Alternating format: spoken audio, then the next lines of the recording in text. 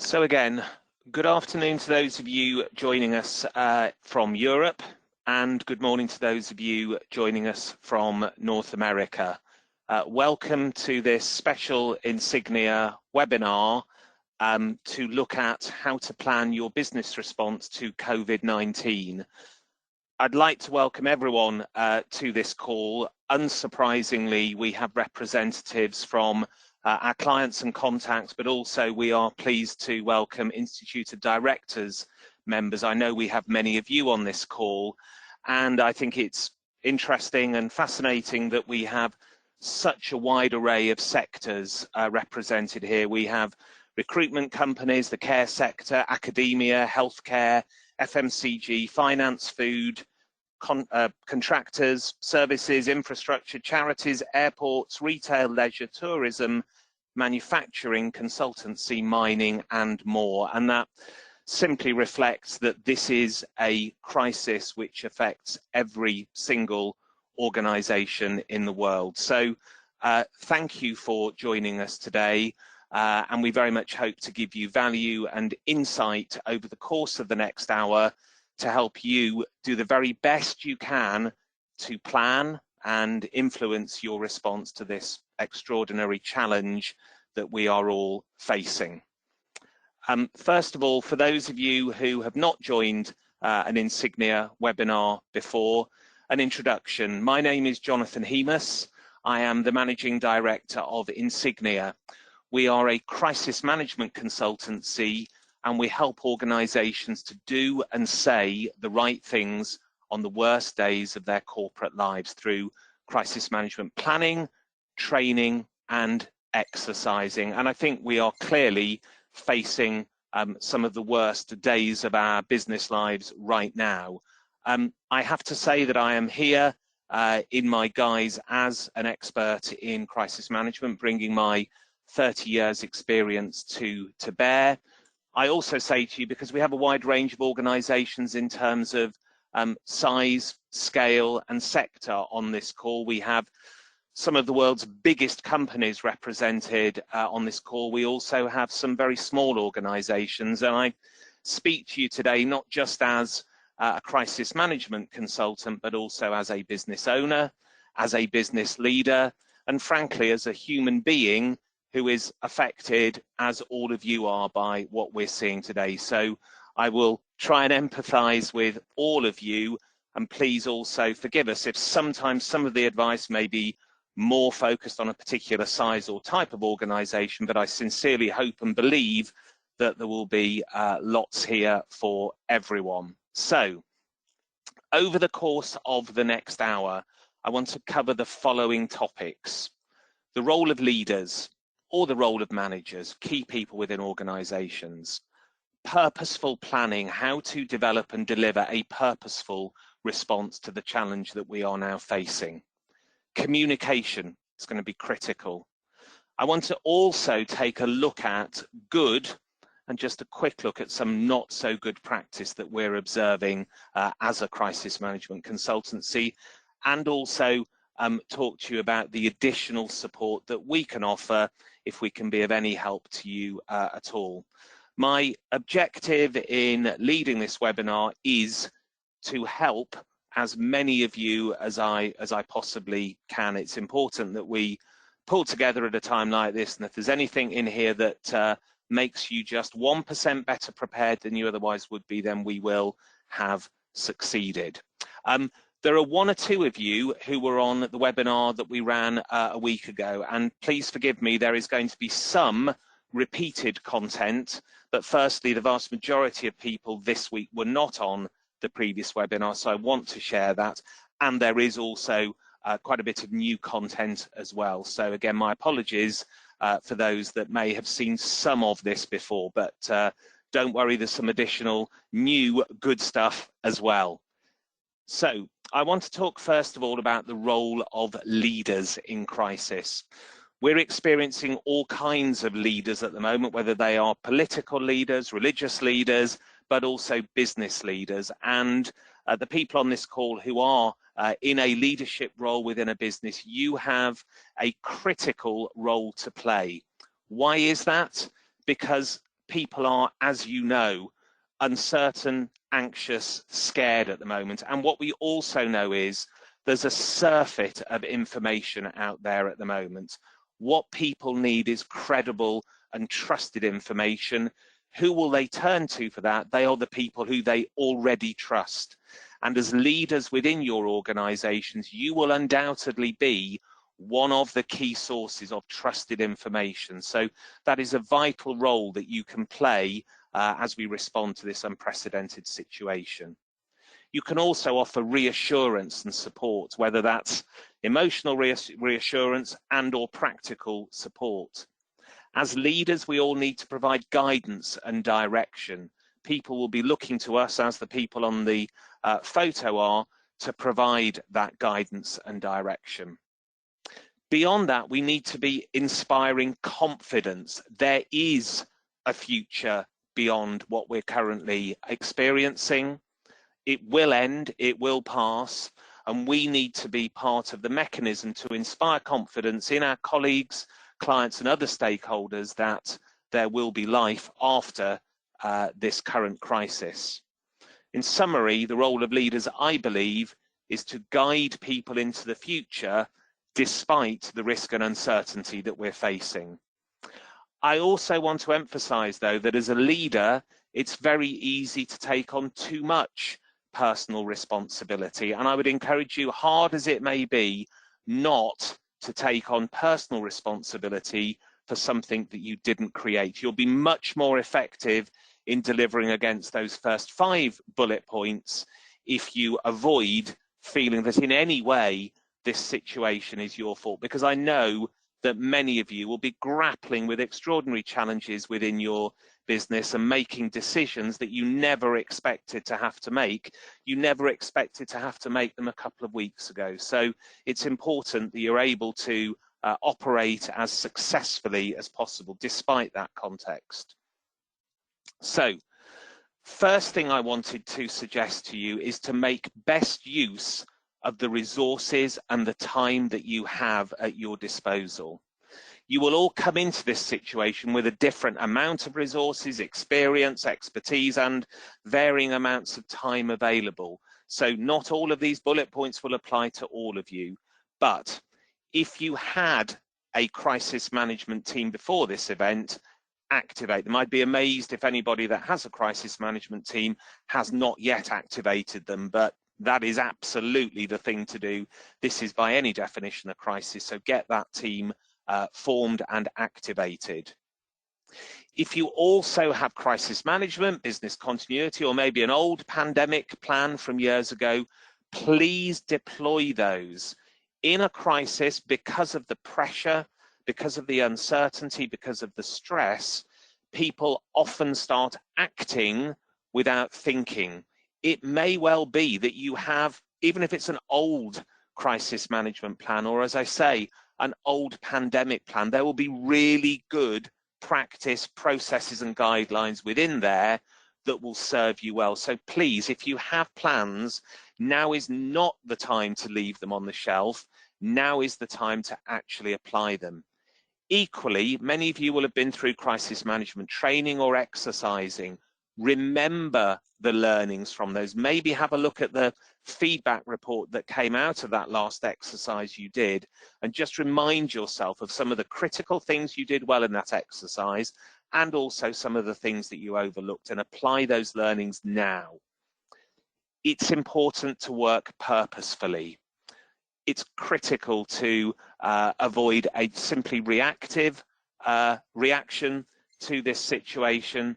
It's really important to work in the most purposeful, focused way possible, and I'm going to give you some suggestions as to how you can achieve that.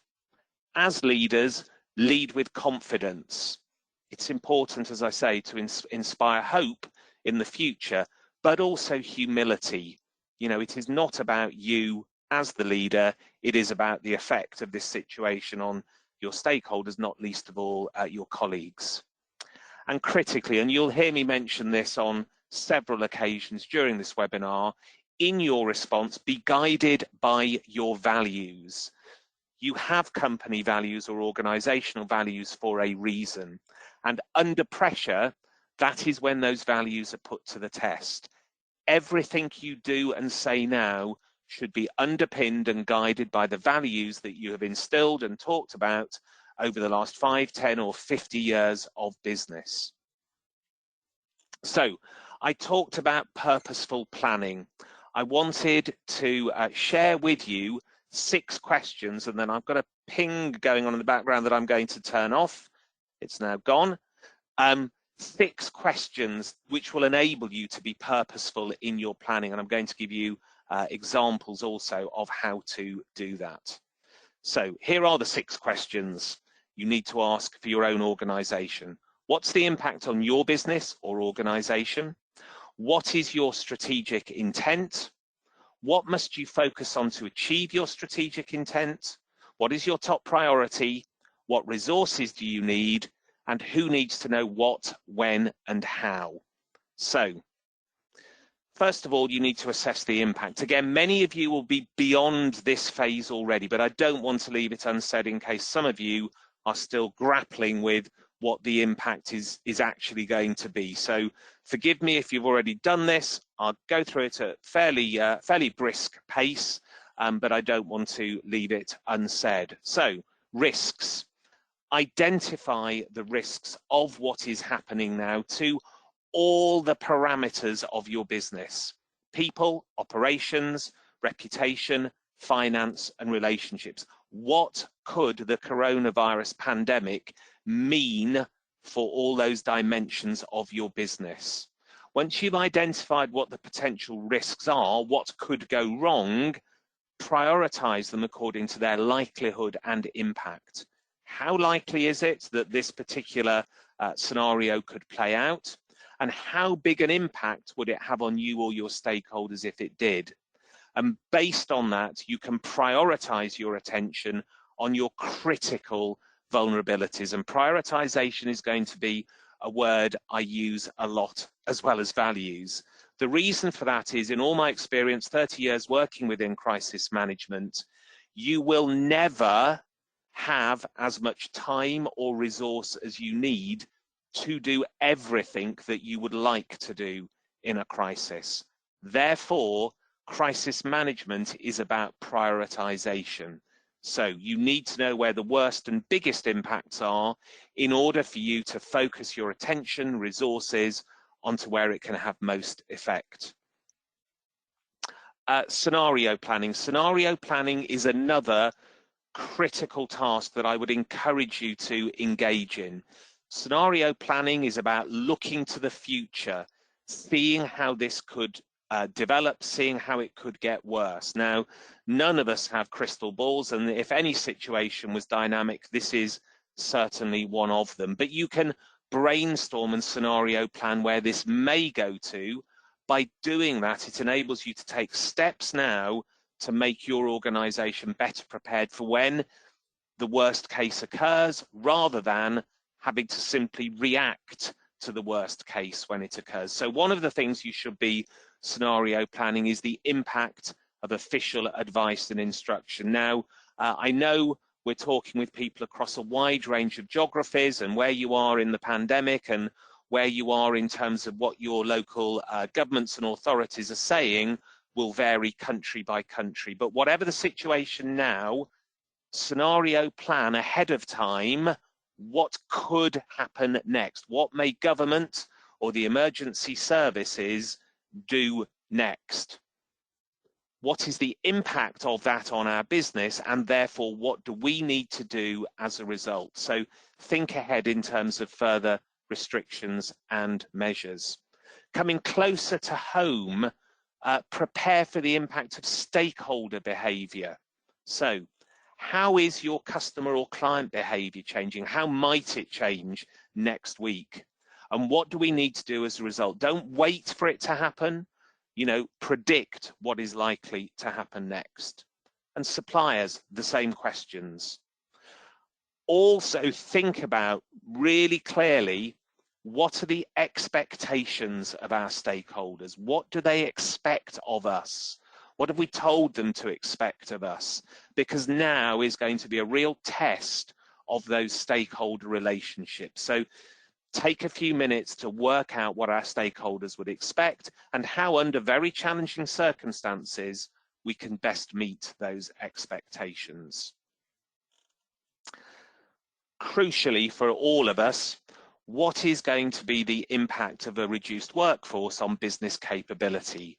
With only X%, and we can use all sorts of different numbers, whether it's 20, 30, 40, 50% of our workforce available at any one time, what are our critical functions, services or activities? What must we keep running, or at all costs keep running, and what can we forego? Again, crisis management requires prioritization and difficult choices. So work out now what are the critical parts of your organization which must keep operating, and what are the triggers to switch from business as usual to core activities only. And I think I would be staggered if anyone on the call today is operating as business as usual now.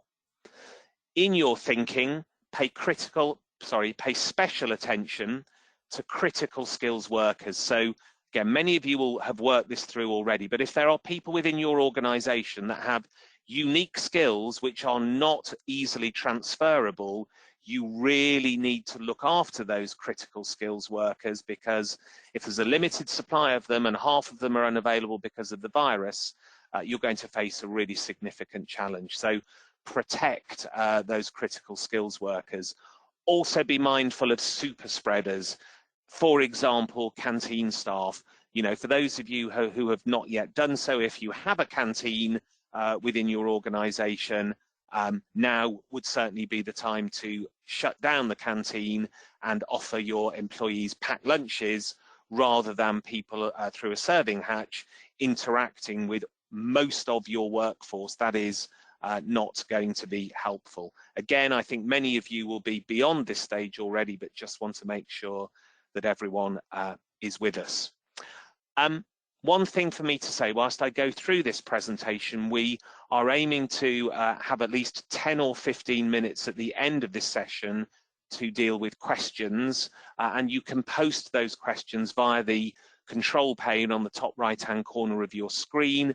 If you ask your questions as we go through, I will deal with as many of them at the end of this session as possible, and I'm very happy to pick up on a one-to-one basis if we don't get through all of those questions at the end. I want to come on to this concept of strategic intent. This is vital at a time like this, and it is something that far too few organizations determine towards the beginning of a crisis. Your strategic intent can be described like this. So, when we get to the end of this situation, what do you want to have achieved? Where do you want to be? And you need to articulate and agree that at the senior most level. And it needs to be written down, and it needs to be very clear. What do we want to have achieved? Where do we want to be at the end of this situation? Having defined that, and I'm going to give you a couple of examples, that strategic intent should remain constant throughout this situation. It should be reviewed, but it's likely to remain constant throughout. Use it to guide your decision making and your prioritization. By having a strategic intent, decision making and prioritization will not be simple, but they will be much more simple than if you have no strategic intent. Crucial to say, your strategic intent must align with your values. Let me give you a couple of examples of real live statements of strategic intent from two different organizations. So these are real strategic intent, so you understand what I mean by them. The first organization states, our strategic intent is to care for our people in order to sustain business as usual for as long as possible, and then, if needed, focus on previously agreed core activities to maintain the trust and confidence of our stakeholders. A second example, to take operational steps to emerge from the current situation as quickly and strongly as possible, whilst remaining true to our values and without jeopardizing our long-term vision. Another way of stating your strategic intent is to state your strategic objectives, but it's really important if you do that to have those objectives in priority order. Otherwise, you risk them potentially being in conflict with each other. Let me show you an example, and these are in priority order. Number 1, minimize the health risk to our employees. Number 2, ensure our people are able to care for their families. Number 3, maintain a minimum level of business continuity. And number 4, remain solvent. So a prioritized list of strategic objectives is another way of helping you to make decisions and to guide your actions as you navigate through this situation. So I want to emphasize again, because it is so important, if you haven't done so already, articulate and agree at the most senior levels what is your strategic intent in facing this situation. Where do you want to be at the end of it? The third step is defining activities to achieve your strategic intent. In other words, what must we do in order to achieve our end goal? What I would say in terms of activity, it would be one of the biggest understatements I've ever made to say that this is a dynamic situation. And so in terms of your activities, you have to have an agile, nimble, flexible, adaptive mindset if you are to hope to succeed in exerting influence over it. And you should therefore expect to reevaluate and change tactics on a regular basis. Don't feel that you've made a mistake if what was right yesterday is not right today. This is an evolving situation. Constantly reevaluate what you're doing and make sure that what you were doing yesterday is still relevant to what you need to do today. Decision making in a crisis. What I've learned over decades in crisis management is that decision making in a crisis is never easy. If decision making in a crisis were easy, then we wouldn't have observed many of the mishandled crises over the years. Decision making under pressure in a crisis is tough, but nevertheless, it is the responsibility of leaders to make those decisions. You will not progress through the situation unless you are brave and courageous and timely in your decision making. Let me give you some advice and guidance on how to make decisions in a crisis. Listen, evaluate, decide, act. Briefly, what I mean by that is a dictatorial approach to decision making is not the right approach, but certainly a highly collaborative, democratic way of making decisions is not appropriate either. So good leaders will listen to the advice they're being given and the information they're seeing. They will evaluate the current situation. They will decide what needs to be done and they will do it. So that's the formula for decision making. You will never, I repeat, never have all of the information that you need in order to make the perfect decision. And again, particularly with the threat that we are currently facing, it is changing all the time. And if you wait, if anybody waits until we are completely certain about what's going on with coronavirus, you will be making decisions in about 12 months' time. That is not going to be in the best interests of your business. So make the best decisions you can with the information available to you at that time. Remember, be guided by your strategic intent. Having that strategic intent will help to make your decisions better because your decisions must align with the strategic intent that you have set out. Do be led by your values. Do behave in the way in which your values determine you should behave. Be courageous. A crisis is a time not for cavalier or risky behavior, but it is time for courageous behavior. Seize the initiative and never duck or delay difficult decisions, especially if doing so compromises your strategic intent. I try not to make judgments on presentations like these, but for me, what is going on with the Olympics at the moment is an abdication of responsibility. I understand that there are downsides of all kinds for the Olympics not being cancelled at this stage, but for me, there is a real danger of the fact that no decision is being made is very much falling into that final category, and it's not helping anyone. So be courageous, be brave, make the best decisions you can with the information you have available at the time. Prioritization. So once you have defined your strategic intent, you then, flowing from that, need to agree at a senior level on the basis of our strategic intent, what is our top priority, otherwise known as our main effort, right now? Again, let me explain why. There is never enough resource or time to do everything that you would like to do in a crisis. So you must prioritize and focus in order to have the maximum impact at any particular moment in time. So determine what is your top priority now and what would happen for that to change. So pre-identify triggers or thresholds that would imply that your prioritization must change. Once you've determined what your current top priority is, focus actions and resources to support that main effort and brief and direct your teams accordingly. I'm not saying you only do one thing, but you will focus a disproportionate amount of attention and resource to a particular set of activities because they are simply the most important things that you need to do at a particular moment in time.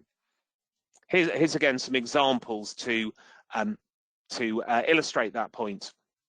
Number one, and this was a top priority for a client organization about 2 weeks ago.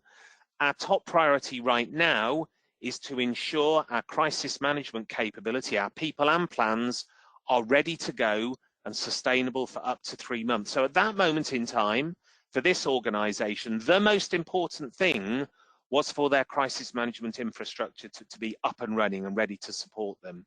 Here's an example from a client from about a week ago. Our main effort right now is to ensure that office-based staff have the resources and support they need to work effectively from home. And can you see how at different moments in time, your main effort or top priority will be different. So strategic intent is likely to stay the same. Your top priority or main effort is very likely to change or not very likely, is certain to change as this crisis progresses.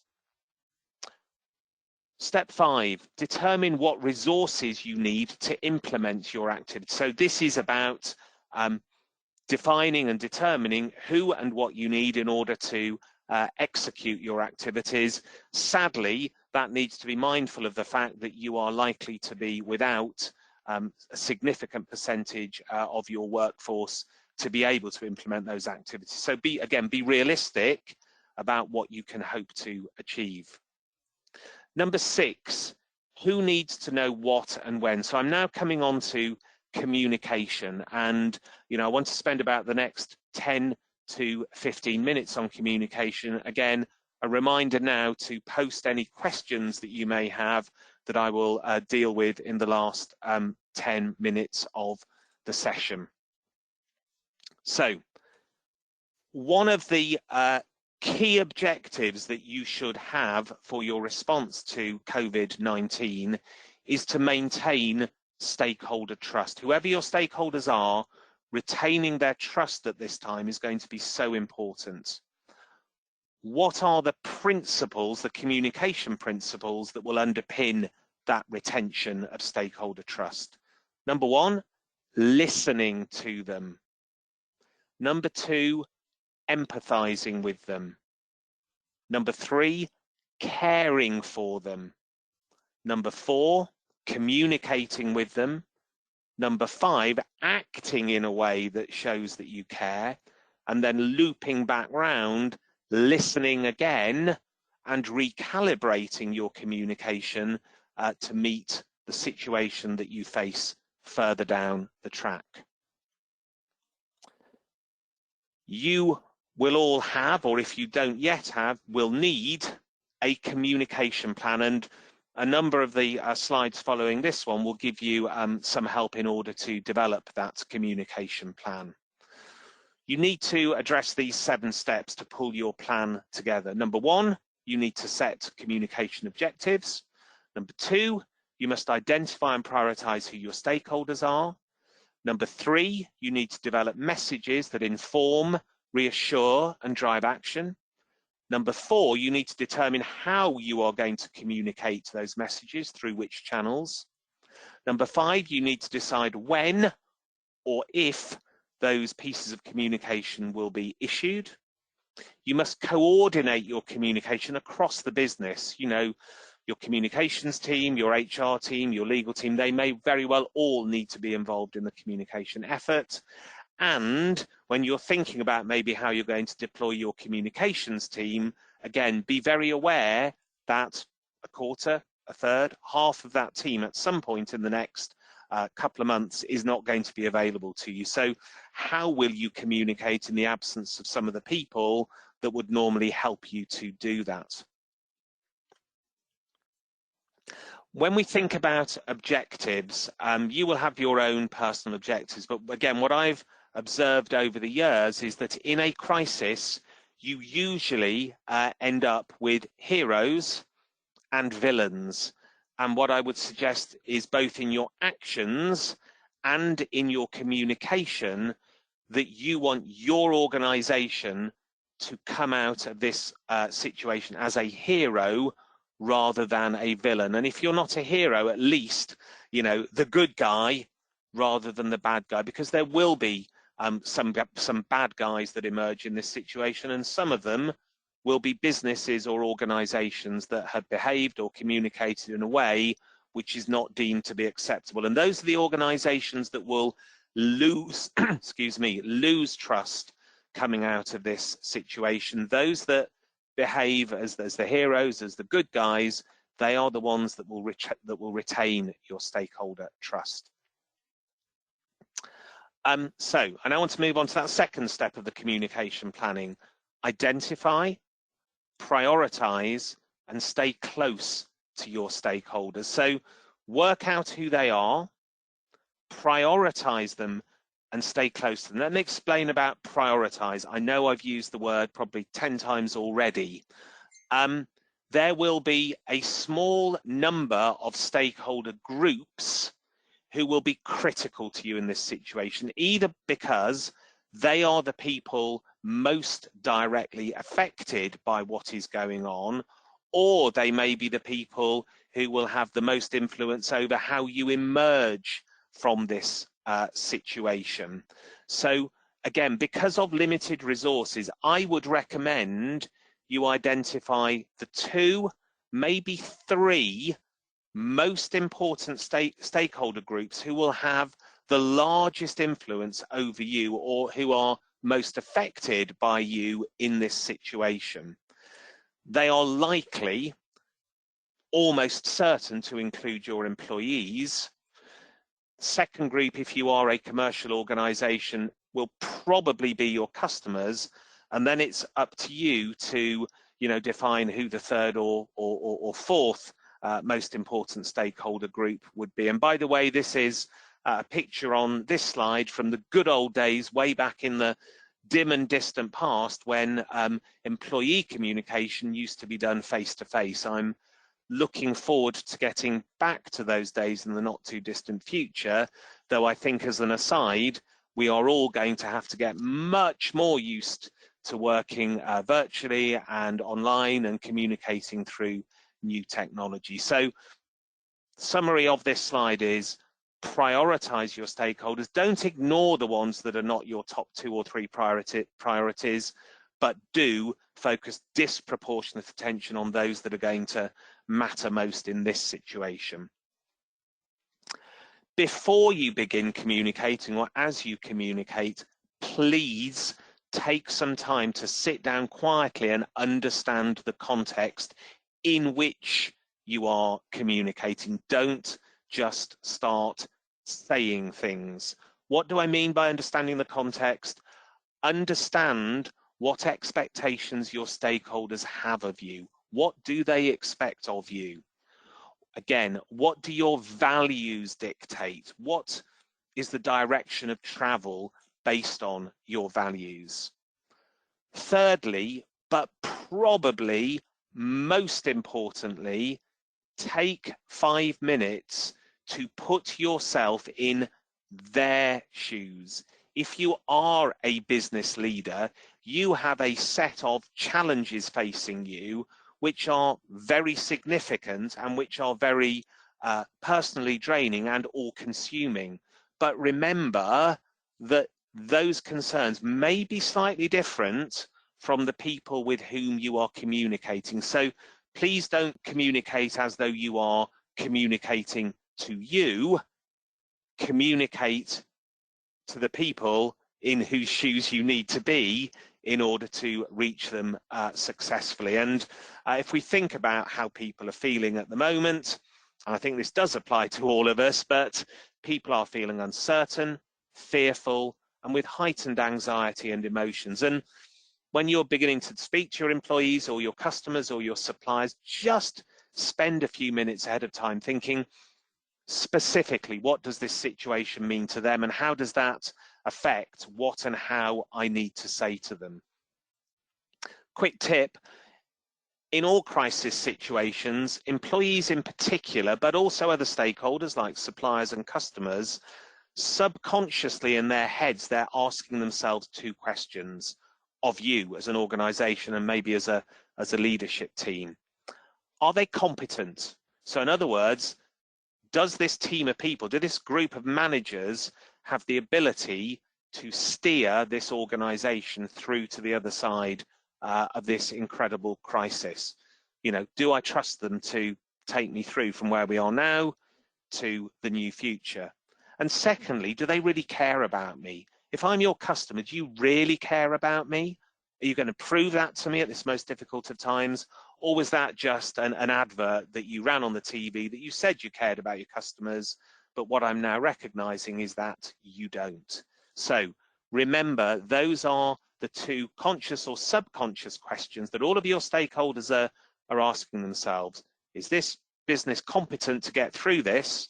And do they really care about me? I'm going to have a quick sip of water.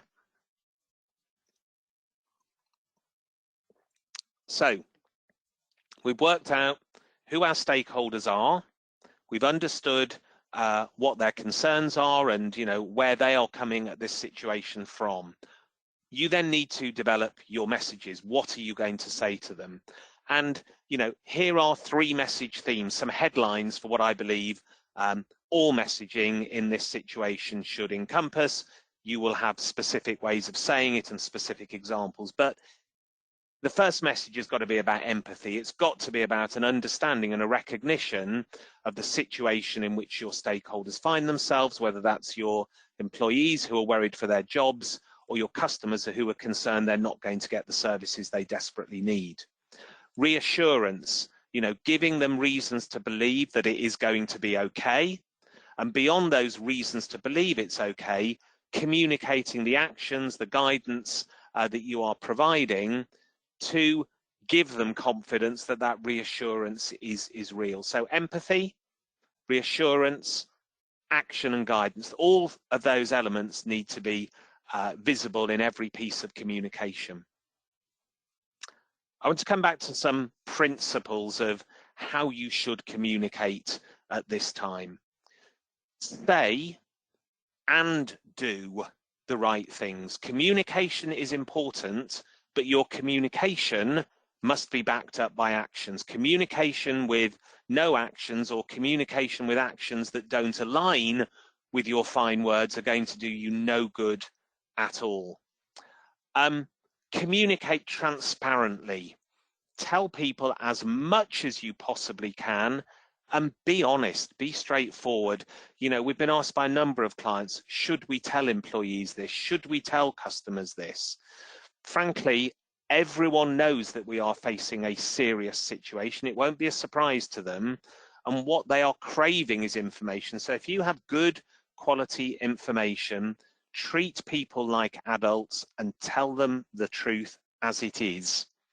Communicate frequently, more frequently than you think you need to communicate. It takes several iterations for people to receive messages. And the other reason why communicating frequently is so important is because the situation is changing very, very rapidly.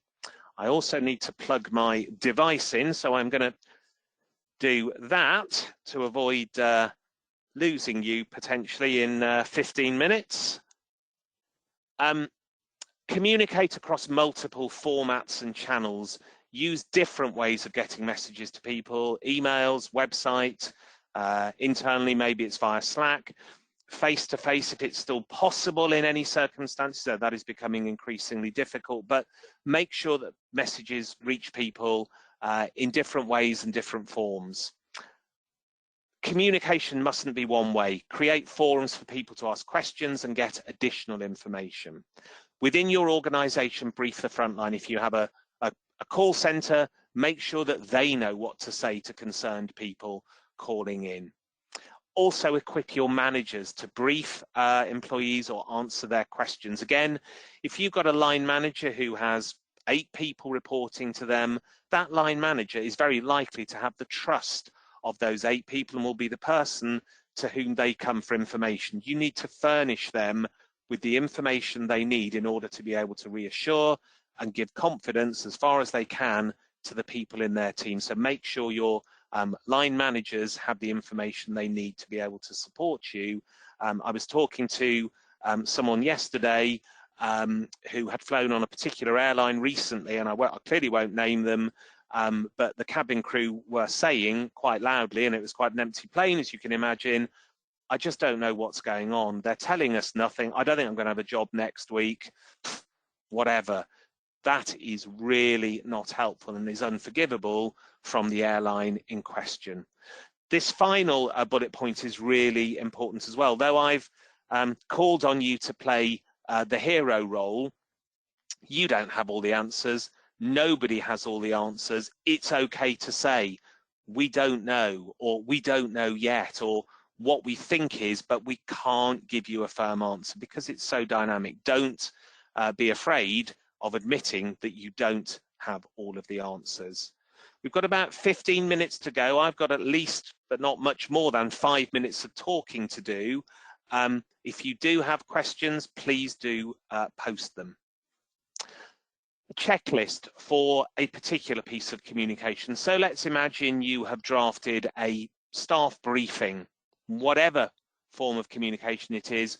Go through this checklist. And by the way, I should have said much earlier on, I'm going to share a recording of this webinar subsequently, and also happy to share the slides if anyone would like them. So here's your checklist for your piece of communication. Is it empathetic? Is it sensitive? Is it human? And you know, the opposite of that will be something that's hugely corporate, inappropriate at the moment, unhelpful. Is it clear and simple? When people's brains are stressed and scrambled, as they are at the moment, you need to make your communication really accessible, really clear, really simple. Is it straightforward? Is it practical? In other words, does it give people advice, clear instructions, guidance as to what they are supposed to do as a result? Is it in line with your values? And are the messages in your communication substantiated? In other words, if you say, you know, customers remain our #1 priority, you had better give some clear, real examples of why that phrase is actually true rather than just a cliche. I want to show you a couple of examples where I believe a couple of organizations have got it a little bit wrong. I am a customer of Mr. Porter, and I have been hugely impressed with their service over the years. They are an online clothing website. Yesterday, I received an email from them headed "What to wear when you're working from home," selling me shirts. They particularly emphasised the top half of the body, shirts which would look good in a video conference when you're working from home. Now, I didn't buy this shirt from them. Whether I'm looking good in it or not is for you to judge.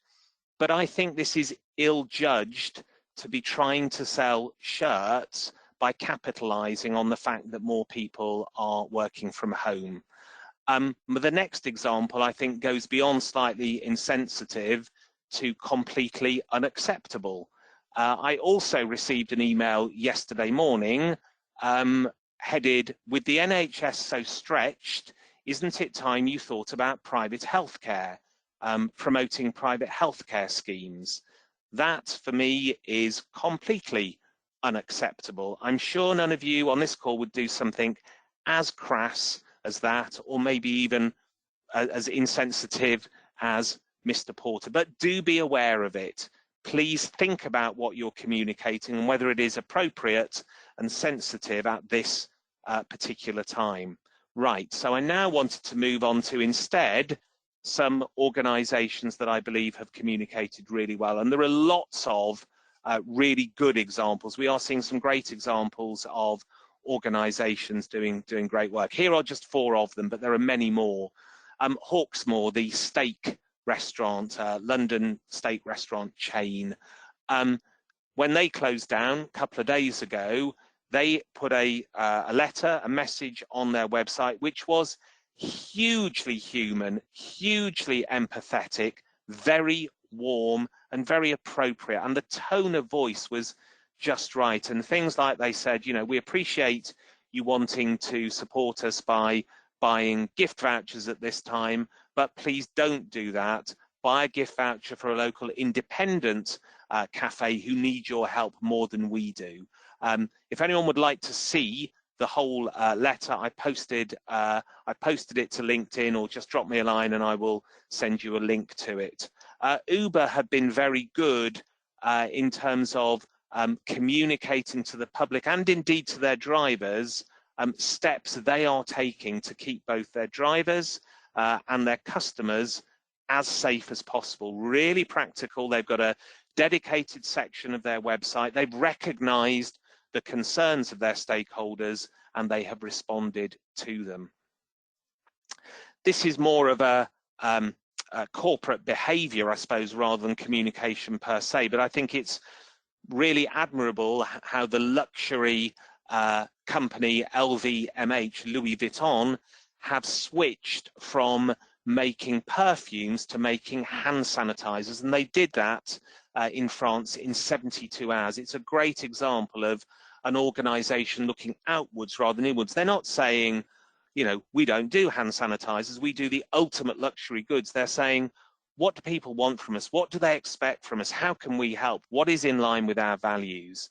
And Gary Neville, the England footballer on the right-hand side, who also owns hotels in Manchester, England. This is a still from a video that he uploaded. They clearly are closing their hotels to the public, but they have announced that they will continue to pay all of their staff their normal wage throughout this situation.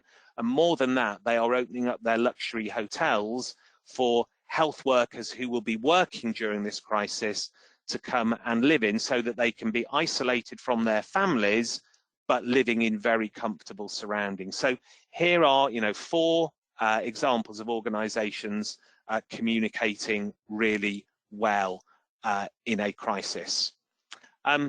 For those of you based in the West Midlands, and I know that there are a number of you on the line who are based in the West Midlands in England, the University of Birmingham has done a really good job of creating very quickly a detailed information hub, again, empathizing and putting themselves in the shoes of their stakeholders with questions, as you can see, for a whole range of stakeholders that you click on, and whether you're a UK student, whether you're an overseas student, whether you're a member of staff, there is a section for you to answer to the best of the university's ability what this means for you, what the university is doing, and what actions you can take. So there are some great examples of communication out there, and if you'd like me to share any of these links again, do let me know and I'd be very happy to do so. Delta is a very good example of, you remember I talked about substantiating messages. What they have done really well is not just say we are taking all necessary steps to keep our planes hygienic and free from infection. They are doing things like uploading videos to show their cabins being disinfected. And I think it's demonstrating that what you say is true, as well as just saying that it is true. Okay, so to summarize in terms of the purposeful planning process, this is what I suggest you go through. Determine what the impact of the coronavirus on your business is. Most importantly, define, articulate and agree your strategic intent. Determine what activities are required to achieve your strategic intent, and then prioritize your main effort, the most important thing you need to be focused on now. Identify and allocate the resources you need to implement those activities, and work out who needs to know what, when and how, and then communicate according to the guidelines that I've just described. So we're into the last 10 minutes of the webinar. We have a couple of questions coming in. Please do get them in quickly and I'll try and get through them in the last 5 minutes. The final thing I would say, I know it is incredibly hard to focus on this at the moment, but again, my experience of working in crisis management says that almost inevitably opportunity comes out of crisis. So do look for the opportunities of the crisis. And what do I mean by that? Well, I would describe what you're going through now as an extreme team building exercise. Everybody's under extraordinary pressure, but actually it will enable you to work more effectively together in business as usual. So team building. You will, through force of circumstance, develop better, maybe more efficient ways of working because of this crisis. If you do your crisis management well, you will emerge with stronger client relationships, more loyal members of your team. You may innovate and produce new products at this critically challenging time, and certainly everybody on this call, myself included, will expand their personal capabilities as a result of what they learn during this crisis. So this webinar is all about trying to help businesses and other organizations function during this extraordinary time. I want to tell you very briefly about some additional support that we can provide to help you do that. The first thing to say is all of these resources are free. So long as people want it, this webinar will run on a weekly basis, and we'll cover different topics and bring people up to date. It will be a slightly different format to this week, but there will be a weekly webinar which we would love you all to join and also to share your experience. There will also be a weekly email update just letting you know some of the best practice we're seeing and some of the traps to avoid. We are collaborating with a group of other service providers to build very quickly a new coronavirus business advice website, and that will be up and running maybe by the end of today, certainly by Monday or Tuesday of next week. And that will have not just our crisis management resources, but also things like personal resilience, things like how do I have difficult conversations with colleagues. So more news of that next week. We are also aiming to launch a chat room, a group, a forum again, where we will be encouraging people to ask questions, to seek out advice. So there are a whole load of channels there that we want to deploy so that you can have support, you can have guidance and advice, and kind of share best practice as well. Clearly, we are also working with a number of organisations on a one-to-one basis. This is not an advertisement, but if you would like help with any of the things on this page, we would be delighted to do so, whether it's helping you with your crisis management planning, your crisis communication planning, that technique of scenario planning I talked about earlier, consultancy, advice, coaching, developing your communication materials, resource in whatever form it might be, and in the fullness of time, helping you to draw out the lessons learned. If you don't want or need those services, that is no problem at all. Please continue to engage with all of the free stuff, because my main motivation in this situation is to help, and to help organisations to get through this situation as successfully as possible. So I am going to take some questions now, but I put that up now because if you would like any of the links I talked about, if you'd like 10 minutes of my time for a phone call free, then please do make contact. So couple of questions. Any advice for senior people or teams on maintaining resilience during these times, given we are strategic and operational? A question from Louise. It's a great question, Louise, and it is a real challenge. I think we do have to wear a business head for part of the time, and we do need to be purposeful and well organized. We also need to be human beings, and it's okay to be a human being and to be emotional with your colleagues. If you're not, then you must be literally superhuman. So I think it is important to be able to function and to be purposeful, and I think you need to put your business head on for that. But I think it's also important to show your human side and your empathetic side.